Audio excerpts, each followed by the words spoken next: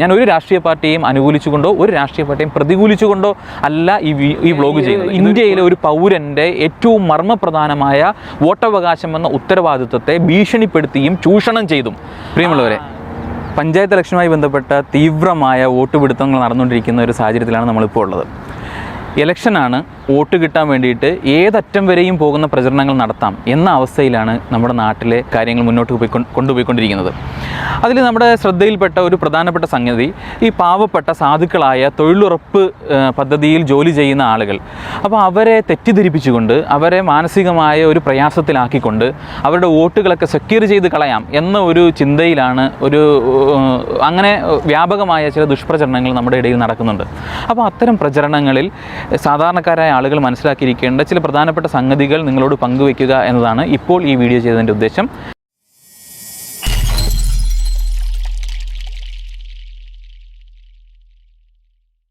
നമ്മൾ പ്രാഥമികമായി മനസ്സിലാക്കിയിരിക്കേണ്ടത് തൊഴിലുറപ്പ് പദ്ധതി എന്നത് ഒരു രാഷ്ട്രീയ പാർട്ടിയുടെയും ഔദാര്യമല്ല.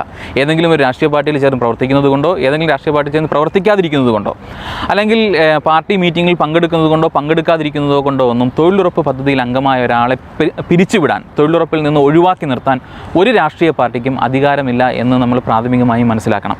അത് പറയുമ്പോൾ രണ്ടാമത്തെ സംഗതി, ഞങ്ങൾക്ക് വോട്ട് നൽകിയില്ലെങ്കിൽ നിങ്ങൾക്ക് തൊഴിലുറപ്പ് പദ്ധതിയിൽ നിന്നും നിങ്ങൾ നഷ്ടപ്പെടും, നിങ്ങൾക്ക് തൊഴിലുറപ്പ് പദ്ധതി ഉണ്ടാവില്ല എന്നൊക്കെയുള്ള പ്രചരണങ്ങൾ നമ്മുടെ നാട്ടിൽ വ്യാപകമായി നടന്നുകൊണ്ടിരിക്കുന്നുണ്ട്. അതിൽ നമ്മൾ മനസ്സിലാക്കിയിരിക്കേണ്ടത്, തൊഴിലുറപ്പ് പഞ്ചായത്ത് സെക്രട്ടറിക്കാണ് നമ്മൾ തൊഴിലുറപ്പുമായി ബന്ധപ്പെട്ട അപേക്ഷ സമർപ്പിക്കേണ്ടത്. പഞ്ചായത്ത് സെക്രട്ടറിയാണ് അപേക്ഷ സമർപ്പിച്ചിട്ട് നമുക്ക് റെസിപ്റ്റ് നൽകുന്നത്. പഞ്ചായത്ത് സെക്രട്ടറിയാണ് അതിൻ്റെ വെരിഫിക്കേഷൻ നടത്തേണ്ടത്. അതുപോലെ ലേബർ കാർഡ് ഇഷ്യൂ ചെയ്യുന്നത്. നമ്മുടെ ഒരു അപേക്ഷ സമർപ്പിച്ചു കഴിഞ്ഞാൽ 15 ദിവസത്തിനുള്ളിൽ നമുക്ക് ഒരു തൊഴിൽ കാർഡ് ഇഷ്യൂ ചെയ്യണം എന്നാണ്. 15 ദിവസത്തിനുള്ളിൽ തൊഴിൽ കാർഡ് ഇഷ്യൂ ചെയ്യണം. തൊഴിൽ കാർഡ് ലഭിച്ചതിന് ശേഷം വീണ്ടും ഒരു 15 ദിവസത്തിനകം നമുക്ക് തൊഴിലുറപ്പ് പദ്ധതിയിലൂടെ നമുക്ക് ജോലി ലഭിച്ചിട്ടില്ല എങ്കിൽ നമുക്ക് തൊഴിലില്ലായ്മ വേതനം ലഭിക്കാനുള്ള അർഹതയും ഈ അപേക്ഷിച്ച ആളുകൾക്കുണ്ട്. നമ്മുടെ രാജ്യത്തെ 2005 മൻമോഹൻ സർക്കാരിൻ്റെ കാലത്ത് നമ്മുടെ രാജ്യത്ത് ഒരു മിനിമം ഒരു 100 ദിവസത്തെ തൊഴിലില്ലാത്ത ദരിദ്രരായ സാധാരണക്കാരായ കുടുംബാംഗങ്ങൾക്ക് 100 ദിവസത്തെ തൊഴിൽ ഒരു വർഷത്തിൽ ഉറപ്പ് നൽകുന്ന ഒരു പ്രൊജക്റ്റാണ് ഇതൊരു കേന്ദ്ര സർക്കാർ പ്രൊജക്റ്റാണ്. ആ പ്രൊജക്റ്റ് എക്സിക്യൂട്ട് ചെയ്ത് നടപ്പിലാക്കുന്നത് പഞ്ചായത്ത് സെക്രട്ടറിയുടെ ഉത്തരവാദിത്തമാണ്, വാർഡ് മെമ്പറുടെ പോലും ഉത്തരവാദിത്തമല്ല. ഈ അപേക്ഷ സ്വീകരിക്കുകയും തൊഴിൽ ഉറപ്പാക്കുകയും ചെയ്യുക എന്നുള്ളതും, തൊഴിൽ ഉറപ്പായി കഴിഞ്ഞാൽ നിങ്ങൾക്ക് ഇന്നൊരു പ്രദേശത്ത് തൊഴിലുണ്ട് എന്ന അറിയിപ്പ് ഈ തൊഴിലുറപ്പ് പദ്ധതിയിൽ അംഗമായിരിക്കുന്ന ആൾക്ക് കൊടുക്കേണ്ട ഉത്തരവാദിത്തം, നേരിട്ട് അറിയിപ്പ് കൊടുക്കേണ്ട ഉത്തരവാദിത്തം പോലും പഞ്ചായത്ത് സെക്രട്ടറിയുടെ ഉത്തരവാദിത്തമാണ്, വാർഡ് മെമ്പറുടെ ഉത്തരവാദിത്തമല്ല. അതുകൊണ്ടൊരു വാർഡ് മെമ്പർ വിചാരിച്ചാൽ, അല്ലെങ്കിൽ വാർഡ് മെമ്പറുടെ രാഷ്ട്രീയ താല്പര്യത്തിന് നമ്മൾ നിന്നുകൊടുത്തില്ലെങ്കിൽ തൊഴിലുറപ്പ് പദ്ധതിയിൽ നിന്നും നമ്മളെ ഒഴിവാക്കപ്പെടുമെന്നുള്ള തെറ്റിദ്ധാരണ വ്യാപകമായി പ്രചരിക്കുന്നുണ്ടെങ്കിൽ അത് അബദ്ധധാരണ മാത്രമാണ്. അത് നമ്മുടെ വോട്ടിംഗ് സിസ്റ്റത്തെ പറ്റി കൂടി നമ്മൾ ആലോചിക്കേണ്ടത്. നമ്മൾ വോട്ട് ചെയ്യാൻ പോകുമ്പോൾ മത്സരിക്കുന്ന എല്ലാ സ്ഥാനാർത്ഥികളും നമ്മൾ വോട്ട് ചെയ്യാനിരിക്കുന്ന ആ പ്രദേശത്തെ ആ റൂമിൽ വന്ന് ഇൻസ്പെക്ട് ചെയ്യുകയും ആ റൂം ഓക്കെയാണ്, ഇവിടെ ഒളിക്യാമറകളില്ല, അല്ലെങ്കിൽ മറ്റുള്ളവർക്ക് ഒളിഞ്ഞു നോക്കാനുള്ള സൗകര്യമില്ല, എല്ലാം നമ്മൾ ചെയ്യുന്ന വോട്ട് നമ്മളും പടച്ചവനും വോട്ടിംഗ് മെഷീനും മാത്രം അറിയുന്ന ഒരു ഏർപ്പാടാണ്. അത്രയും കൃത്യമാണ്. നമ്മൾ ആർക്കാണ് വോട്ട് ചെയ്തത് എന്ന് പരസ്യപ്പെടുത്തുവാൻ ആരെങ്കിലും നിർബന്ധിച്ചാൽ അത് കുറ്റകരമാണ്. നമ്മളത് പരസ്യപ്പെടുത്തേണ്ട ഒരു ഉത്തരവാദിത്വവും എവിടെയും ആരോടും ഞാൻ ആർക്കാണ് വോട്ട് ചെയ്തതെന്ന് പരസ്യപ്പെടുത്തേണ്ട ഒരു ഉത്തരവാദിത്വവും നമുക്കില്ല. എന്ന് മാത്രമല്ല, പരസ്യപ്പെടുത്താതിരിക്കുക എന്ന ഒരു ധാർമ്മിക ഉത്തരവാദിത്വം കൂടി നമുക്ക് വോട്ട് ചെയ്യുന്ന ഓരോ പൗരനുമുണ്ട്. നമ്മുടെ ഓരോരുത്തരുടെയും മൗലികാവകാശമാണ്. നിങ്ങൾ ആർക്ക് വോട്ട് ചെയ്യുന്നു എന്നത് നിങ്ങൾ മാത്രം അറിയുന്ന സംഗതിയാണ്. അപ്പോൾ ഞങ്ങൾക്ക് വോട്ട് നൽകിയില്ലെങ്കിൽ നിങ്ങളെ തൊഴിലുറപ്പിൽ നിന്ന് പുറത്താക്കുമെന്നതൊക്കെ രാഷ്ട്രീയമായ വോട്ട് ലഭിക്കാനുള്ള രാഷ്ട്രീയമായ ആയുധങ്ങളും പ്രചരണങ്ങളും മാത്രമാണ്. അപ്പോൾ സാധാരണക്കാരും സാധുക്കളുമായ ആളുകൾ മനസ്സിലാക്കേണ്ടത്, നമ്മുടെ ഒരു നിസ്സഹായ അവസ്ഥയെ ചൂഷണം ചെയ്തുകൊണ്ട് രാഷ്ട്രീയ പാർട്ടിക്ക് വോട്ടുണ്ടാക്കുന്ന ഒരു ഏർപ്പാടാണ് ഇത്തരം പ്രചരണങ്ങളിലൂടെ അവർ ലക്ഷ്യം വെക്കുന്നത്. അതുകൊണ്ട് അത് നിന്നുകൊടുക്കരുത്. അപ്പോൾ ഞാൻ നേരത്തെ സൂചിപ്പിച്ചു, പഞ്ചായത്ത് സെക്രട്ടറിക്കാണ് ഈ തൊഴിലുറപ്പുമായി ബന്ധപ്പെട്ട പൂർണ്ണ ഉത്തരവാദിത്തം എന്നുള്ളത് സൂചിപ്പിച്ചു. ഇതിന് ഇടനിലക്കാരോ കരാറുകാരോ ഇല്ല. നമ്മുടെ നാട്ടിലൊക്കെ നമ്മൾ പലതും കണ്ടുവരുന്നൊരു സിസ്റ്റത്തിന് യഥാർത്ഥത്തിൽ ഈ തൊഴിലുറപ്പ് പദ്ധതിയുടെ നിയമങ്ങൾക്ക് വിരുദ്ധമായ പലതും നമ്മുടെ ചുറ്റുവട്ടങ്ങളിൽ നമ്മൾ കണ്ടുവരാറുണ്ട്. ഇതിന് കരാറുകാരോ നടത്തിപ്പുകാരോ ഇല്ല. തൊഴിലുറപ്പ് പദ്ധതിയുടെ വേതനം അതാത് സിസ്റ്റം പ്രകാരം ബാങ്ക് വഴിയോ അല്ലെങ്കിൽ പോസ്റ്റ് ഓഫീസ് വഴിയോ നമ്മുടെ അക്കൗണ്ടിലേക്ക് എത്തുക എന്നുള്ളതാണ്. അപ്പോൾ നമ്മൾ ജോലി ചെയ്യുകയും എന്നിട്ട് അതിന് വേതനം ലഭിക്കുകയും ചെയ്തില്ലെങ്കിൽ നിയമപരമായി നഷ്ടപരിഹാരത്തിന് അപേക്ഷിക്കാനുള്ള അവകാശം നമുക്കുണ്ട്. ഇനി ഇതിൽ സ്ത്രീകൾക്കാണ് പ്രധാനമായിട്ടും ഈ തൊഴിലുറപ്പുമായി ബന്ധപ്പെട്ട മുൻഗണനയുള്ളത്. അപ്പോൾ സ്ത്രീകൾ തൊഴിലുറപ്പിന് പോകുമ്പോൾ കുട്ടികളുള്ള സ്ത്രീകളാണെങ്കിൽ ആ കുട്ടികളെ സംരക്ഷിക്കുവാനുള്ള ആയമാരെ അറേഞ്ച് ചെയ്ത് കൊടുക്കേണ്ട ഉത്തരവാദിത്വം പഞ്ചായത്തിനുണ്ട്.